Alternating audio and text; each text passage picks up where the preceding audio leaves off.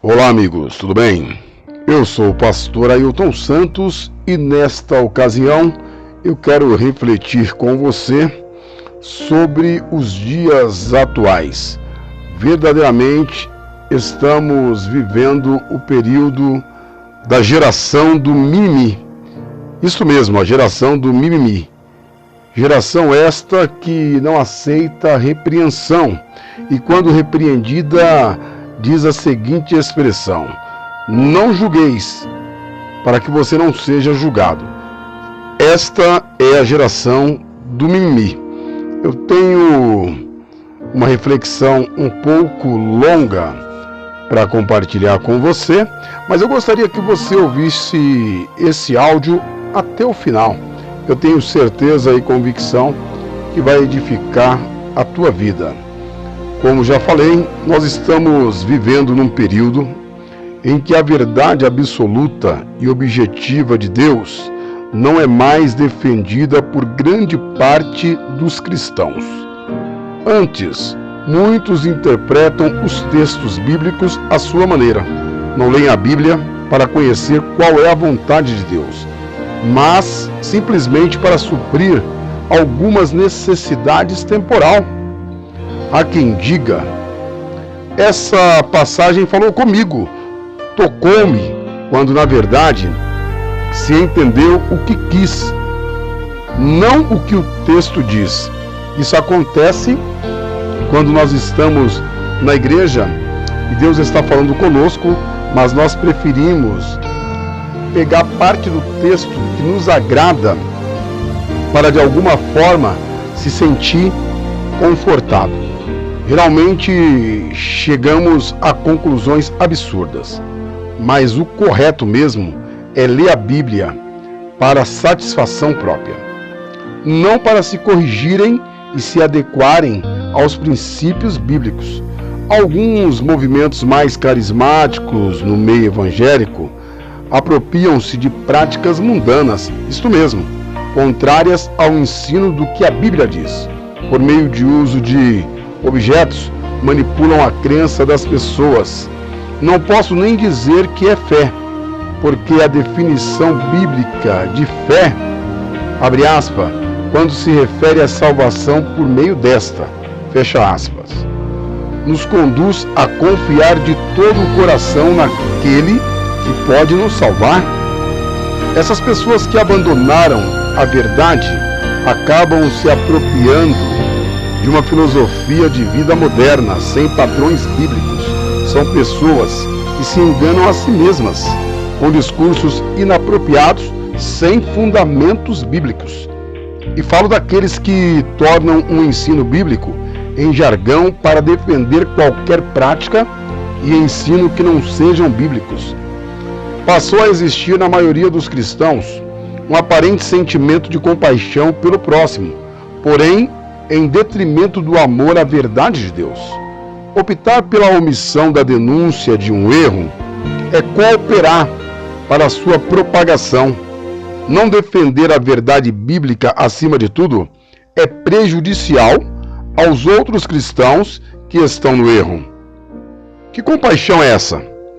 Afinal, se estão sendo instruídos da maneira errada, certamente não crescerão na fé e talvez jamais se firmarão na rocha. E aí eu pergunto, o que eu e você estamos fazendo como cristãos? Será que nós estamos verdadeiramente atendendo o chamado de Deus em sua essência nas nossas vidas? Você não compreende seu papel como cristão? Você pensa que manter sua aparente ética é melhor do que defender a verdade? Até porque muitas das vezes alguém diz que é melhor ficar calado para não ferir, para não machucar. Mas na verdade, nós não podemos ficar calados.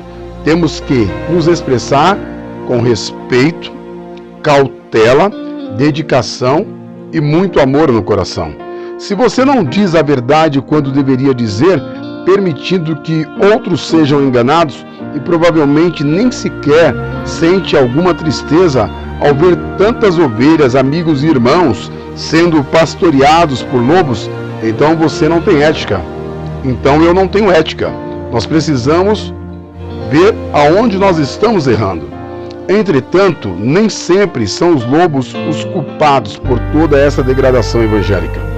Cada um tem sua responsabilidade, especialmente em relação àquilo que creem ou naquilo que cremos. Se cada indivíduo pode afirmar que aquilo em que acredita é a verdade, então a verdade já não é uma só. Já não é uma só. Já não há verdade, pois desta forma eu e você poderíamos ter conclusões diferentes acerca de um assunto e afirmaríamos que estamos com a verdade, sendo que nós dizemos coisas totalmente diferentes. Com certeza já dissemos algo como: essa é a minha opinião. Quem nunca disse isso? Eu já disse, e eu tenho certeza que você, meu caro ouvinte, internauta, também já disse isto. Esta é a minha opinião. E são pensamentos como esses, de ter uma verdade própria, pensando que não há mentiras ou que ninguém esteja certo além de você mesmo, que impedem o crescimento dos cristãos por meio da verdade de Deus. É necessário que cada cristão entenda que não há várias verdades. O ensino bíblico não é relativo nem confuso. Definir a verdade como aquilo que me faz sentir bem não é correto. Ainda que seja desagradável, a verdade não pode deixar de ser verdade, pois não depende dos meus sentimentos. Se há várias verdades, qual a razão do cristão continuar acreditando que o ensino de outras religiões está errado? O misticismo evangélico cresceu e muito, mas é um misticismo unilateral. Presta bem atenção, moralmente infame, pois a verdade se torna subjetiva, ou seja, conduz o crente a acreditar que o erro é a verdade. A verdade da salvação já não tem mais vez em várias igrejas. Poucos são aqueles que estão pregando sobre a vinda de Jesus e sobre a salvação. Ainda que muitas destas igrejas falem de Jesus, não apresentam como descritos nas Escrituras. Criam um discurso parecido com o de políticos oportunistas. Algumas igrejas não estão fazendo nem o apelo no final do culto. Só para vocês terem uma ideia, muitas igrejas já não lançam a rede para que pessoas pecadoras possam se converter a Cristo. Apresentam um Cristo que não salva, ainda que digam em meio aos seus sermões: Jesus salva. Todo o resto dos seus discursos aponta para um Senhor que não é Senhor, mas servo, que irá atender os anseios de todos aqueles que pedirem em seu nome, como disse Abraham Kuyper. O misticismo é doce e as obras cristãs são preciosas, mas a semente da igreja, tanto no nascimento do cristianismo como na época da Reforma, foi o sangue dos mártires. E nossos santos mártires não derramaram seu sangue pelo misticismo. De maneira nenhuma, não derramaram seu sangue pelo misticismo, nem por projetos filantrópicos, mas por causa de convicções que dizem respeito à aceitação da verdade e à rejeição do erro. Posso até encaixar uma frase de Marco Almeida, quando ele diz: é que o sagrado se tornou hilário. Já não há seriedade em defender a verdade, nem pregar a Cristo crucificado. O que de fato para esses evangélicos, ou para muitos evangélicos, tornou-se loucura. E como cresce o número de homens, abre aspas, até mulheres, fecha aspas, que se dizem profetas de Deus, indivíduos que atribuem a si uma autoridade que jamais lhes foi concedida pelo Senhor. Falam em nome de Deus, como se Deus estivesse dizendo por meio da boca deles, abre aspas. Era assim com os profetas de verdade, fecha aspas.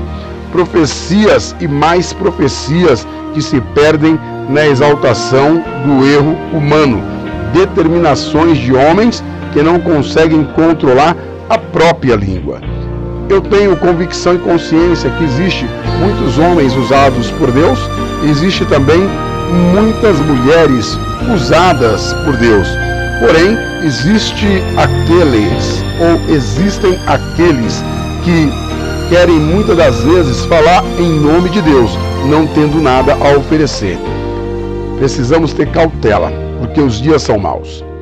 Pensam que sua palavra dita com ênfase, às vezes até com mudança de entoação. Alguns empoderam a voz, mudam o tom de voz e muitas das vezes acreditam que fazendo assim tem o poder de mudar algo no futuro.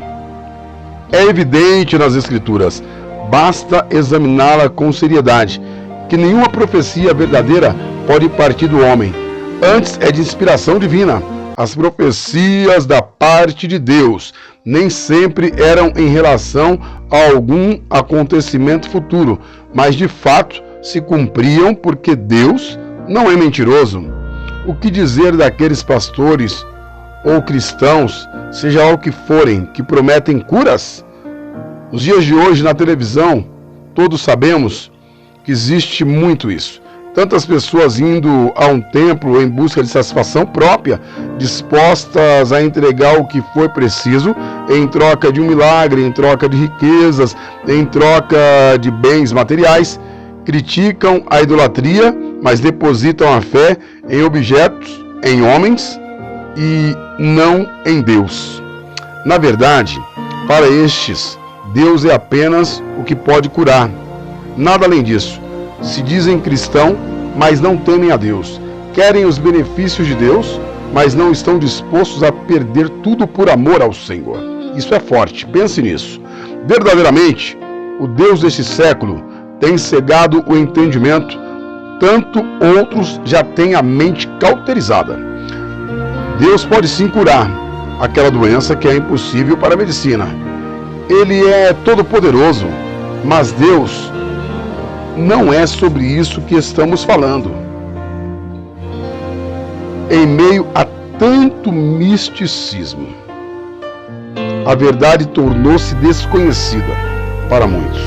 E sabemos bem o que acontece com o povo sem conhecimento real da vontade de Deus. E como conhecer a vontade de Deus? E quem Deus, a não ser por meio das Escrituras? Ou seja, e quem é Deus? Como conhecer Deus, se não for pelas Escrituras Sagradas? Existe outra fonte mais confiável do que a própria Palavra de Deus? Quem Deus é não pode ser definido por instituições humanas. Aquilo que podemos e precisamos saber acerca de Deus, Ele mesmo revelou para nós em Sua Palavra. Quando o indivíduo fundamenta seu conhecimento acerca de Deus com base em suas próprias instituições e não na palavra de Deus, torna-se uma pessoa iludida, engana-se a si mesmo. Essa é a máxima do misticismo evangélico, que tem tomado de conta da maioria das igrejas no Brasil. Não podemos nos apegar a promessas de homens que se denominam profetas, mas devemos nos apegar firmemente à palavra da verdade, por meio da qual poderemos convencer os que se contradizem e os que estão em trevas, conforme está escrito em Tito 1:9.